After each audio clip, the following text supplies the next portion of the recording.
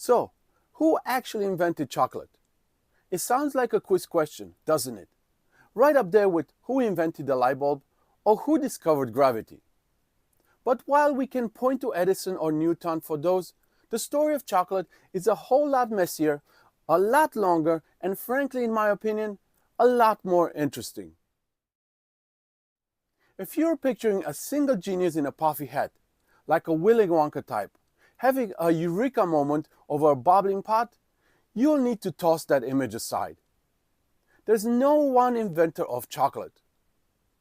Instead, it was a multi-millennial, multi-civilizational team effort. Giving credit to just one person would be like giving one musician credit for inventing music. So, let us travel back in time to meet the real pioneers, the OGs of cacao. The story of chocolate does not start in a quaint Swiss village or bustling Belgian kitchen.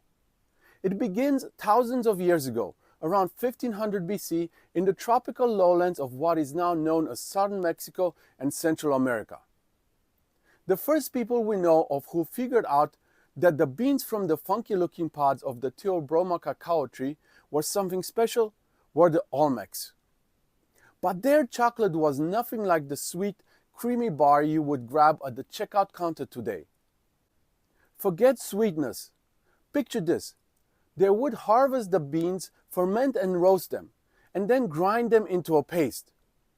This paste was then mixed with water, chili peppers, cornmeal, and other spices.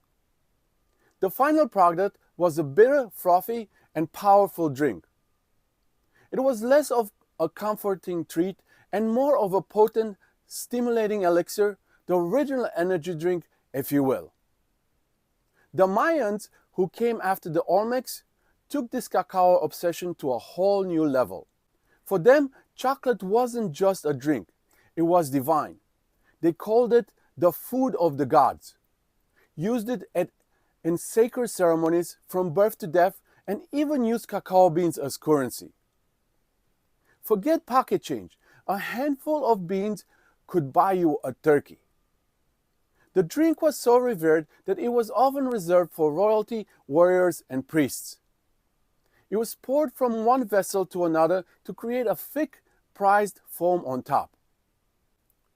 Then came the Aztecs, who valued it just as much, though they couldn't grow it in their high-altitude capital.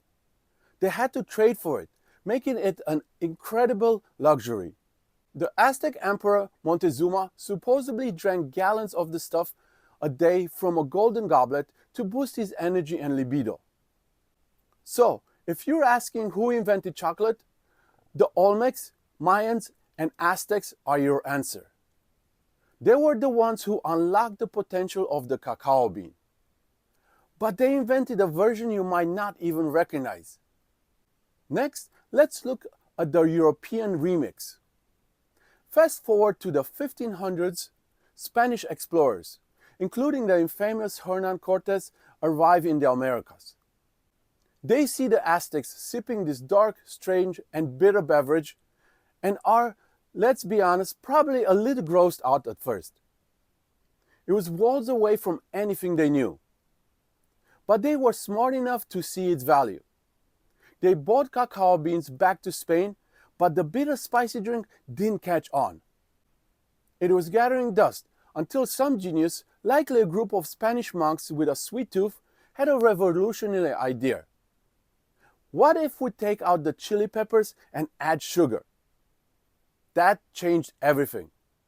Suddenly, this bitter Mesoamerican brew was transformed into a sweet, rich, and decadent hot chocolate. It became an instant hit among the Spanish aristocracy. For about a century, Spain kept this delicious secret to themselves. But eventually, the magic of sweetened chocolate spread across Europe, becoming the ultimate status symbol for the wealthy elite. Next comes the Industrial Revolution and the birth of the bar. For centuries, chocolate remained a drink. Eating solid chocolate was simply not a thing. The problem was the natural fat in the cacao bean. Cocoa butter, which made it greasy and difficult to process.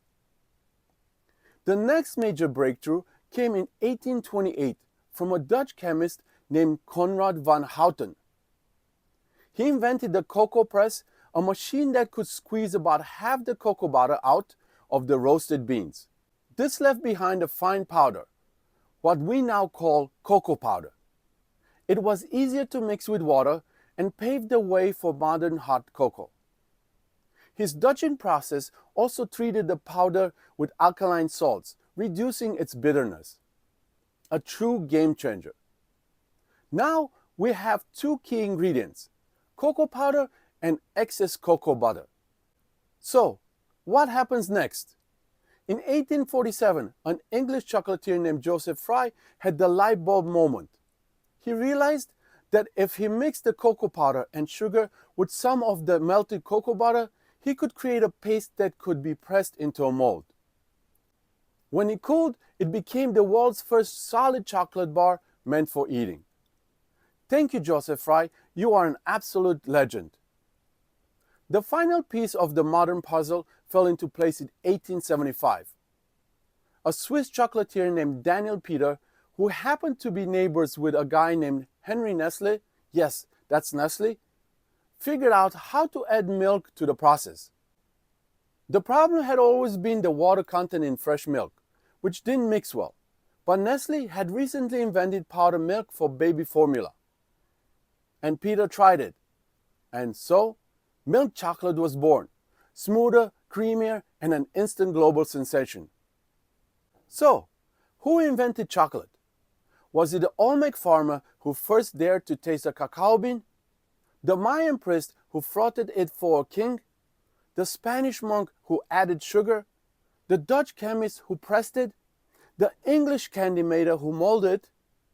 Or the Swiss innovator who added milk? The answer is all of them. Chocolate wasn't invented, it evolved. It's a delicious, sprawling story of culture, chemistry, and craving that stretches across continents and millennia. So, next time you snap off a piece of your favorite bar, take a moment. You're not just eating a candy, you're tasting thousands of years of human history. And you can thank the whole team.